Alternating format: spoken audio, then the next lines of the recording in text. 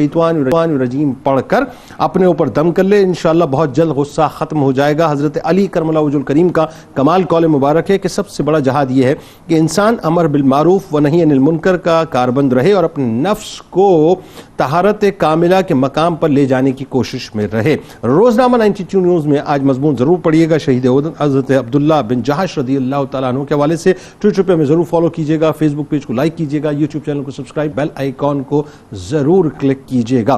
آپ وہاں موجود ہیں، یہاں موجود ہیں، ذرا تجدید عہد وفا دل سے کرتے ہیں مل کے۔ لا یؤمن احدکم حتی اکون احب الیہ من والدہ والناس اجمعین۔ ہمارے ساتھ اس وقت جناب حافظ گوہر رانا صاحب موجود ہیں، آپ کو خوش آمدید، السلام علیکم۔ اور انشاءاللہ ناظرین ان سے منقبت کا نذرانہ ہم ضرور سنیں گے، مل کے نعرہ لگائیں گے، پاکستان کا مطلب کیا، لا الہ الا اللہ محمد رسول اللہ صلی اللہ علیہ وسلم۔